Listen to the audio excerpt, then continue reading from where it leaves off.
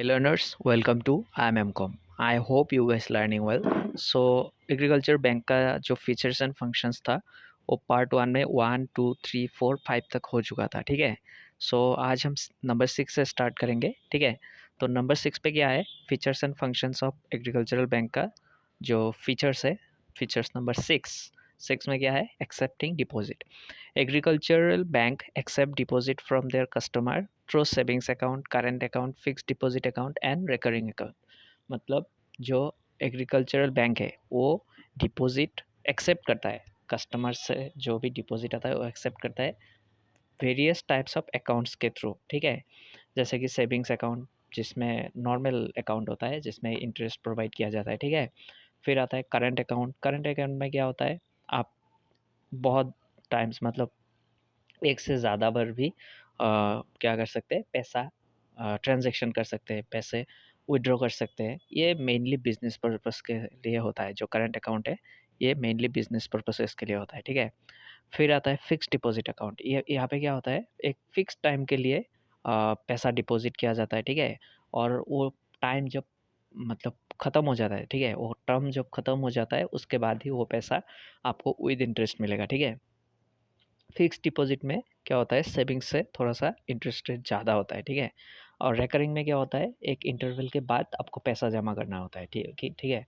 जैसे कि मान लीजिए 1 महीने बाद, हर 1 महीने में आपको पैसा जमा करवाना पड़ेगा, फिर एक टाइम बाद वो पैसा आपको रिटर्न में मिलेगा विथ इंटरेस्ट। ठीक है। इसमें भी सेविंग्स है, जो रिकरिंग है इसमें भी सेविंग्स से ज़्यादा आपको इंटरेस्ट रेट मिलता है। ठीक है। नेक्स्ट हम चलते हैं नंबर 7। अब नंबर 7 पे क्या है, providing credit. Agricultural bank provides loans or other credit services for agricultural activities। मतलब एग्रीकल्चरल बैंक क्या करता है, एग्रीकल्चरल जो भी काम है उसके लिए लोन प्रोवाइड करता है। ठीक है। It provide loans to other sector also but it's main focus is agriculture. ये ऐसा नहीं कि सिर्फ एग्रीकल्चर पे ही लोन देगा, ऐसा नहीं, अदर सेक्टर्स में भी देगा, लेकिन इसका जो मेन फोकस है वो है एग्रीकल्चर, क्योंकि नाम में ही है एग्रीकल्चरल बैंक। ठीक है। नेक्स्ट हम चलते हैं number 8, involving in agricultural project. अब यहाँ पे क्या होता है, एग्रीकल्चरल बैंक डायरेक्टली और indirectly involves in government projects. या ये जो एग्रीकल्चरल बैंक है ये क्या करता है, डायरेक्टली और इनडायरेक्टली गवर्नमेंट जो प्रोजेक्ट होता है एग्रीकल्चरल मतलब रूरल एरियाज के लिए, या फिर कोई कोई भी एग्रीकल्चरल जैसे प्रोजेक्ट होता है गवर्नमेंट का, उसमें क्या करता है, एग्रीकल्चरल बैंक पार्टिसिपेट करता है। ठीक है। थ्रू डायरेक्टली और इनडायरेक्टली फाइनेंस प्रोवाइड करके बहुत सारे मतलब जो फैक्टर्स है वहाँ पे इन्वॉल्व होते हैं। ठीक है।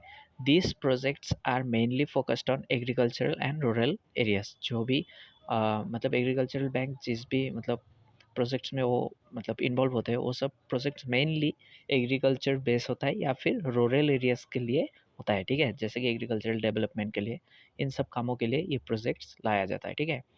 नेक्स्ट हम चलते हैं नंबर 9। यहाँ पे क्या होता है, promoting government schemes. Agricultural bank promotes government schemes and facilities time to time which are mainly focused on agricultural sector। जो भी गवर्नमेंट का जो स्कीम्स होता है जैसे कि किसान क्रेडिट कार्ड, फिर और भी बहुत सारे स्कीम्स होते हैं किसानों के लिए। ठीक है।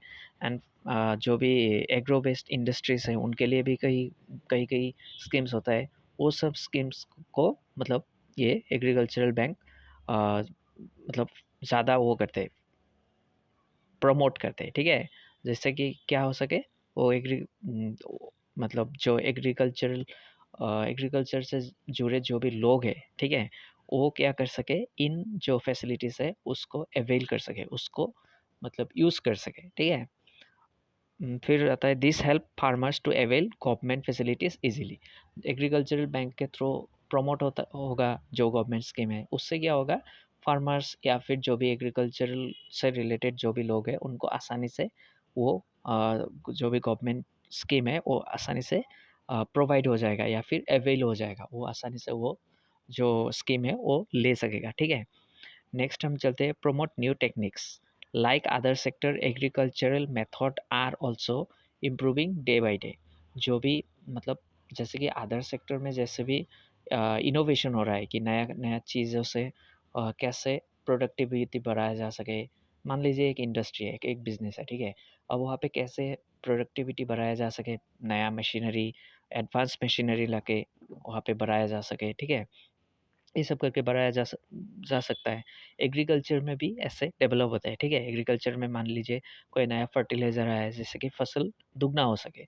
जो भी पहले फसल होता था, अब उससे ज़्यादा फसल हो सके सेम जगह पे और सेम मतलब फैसिलिटीज़ पे, ठीक है? तो वो कैसे हो सकता है? ऑब्वियसली कुछ नया डेवलपमेंट होना पड़ेगा एग्रीकल्चर सेक्टर में, ठीक है? तो क्या होता है, agricultural method are also improving day by day. Improve तो हो ही रहा है एग्रीकल्चरल मेथड। पहले जो हल है, ठीक है, मतलब खेती बाड़ी में जो हल लगाया जाता था वो बैलों से लगाया जाता था, ठीक है। लेकिन आज आप देख सकते हैं कि ट्रैक्टर से हल लगाया जाता है। और फिर पहले क्या होता था, डीजल मशीन होता था जैसे कि पानी सींचते थे जो खेती में, ठीक है। लेकिन आजकल क्या होता है, सोलर एनर्जी से पानी सींचा जाता है, ठीक है। जिससे क्या होता है, किसान का कॉस्ट कम हो जाता है। वहाँ पे डीज़ल जो है उसका पैसा उनको नहीं देना पड़ता है क्योंकि सोलर एनर्जी तो फ्री में होता है, ठीक है। बस क्या होता है, जो सोलर पैनल है उसको लगवाना पड़ेगा, ठीक है। फिर क्या होता है, agricultural bank provide proper information of new techniques for farming to people. Agricultural bank क्या करता है, प्रॉपर इंफॉर्मेशन प्रोवाइड करता है ऑफ न्यू टेक्निक्स। जो भी न्यू टेक्निक्स है एग्रीकल्चरल बेस, उसको क्या करता है, प्रॉपरली प्रॉपर इंफॉर्मेशन प्रोवाइड करता है, ठीक है, फार्मर्स को। या फिर जो भी एग्रीकल्चर रिलेटेड जो भी लोग हैं उनको प्रॉपर इंफॉर्मेशन प्रोवाइड करता है, which leads more productivity with less contribution in agriculture। जिससे क्या हो सके, प्रोडक्टिविटी बढ़ सके, एग्रीकल्चर का जो प्रोडक्टिविटी है वो बढ़ सके, फसल ज़्यादा उगे, with less contribution in agriculture. और कम से कम एफर्ट लगा के ज़्यादा से ज़्यादा कैसे प्रोडक्टिविटी लाया जा सके, वो उस पर ध्यान दिया जाता है इस पर, ठीक है। सो आई होप आपको वीडियो अच्छा लगा होगा। If you like the video, please like it, subscribe my channel, and thank you for watching. Bye.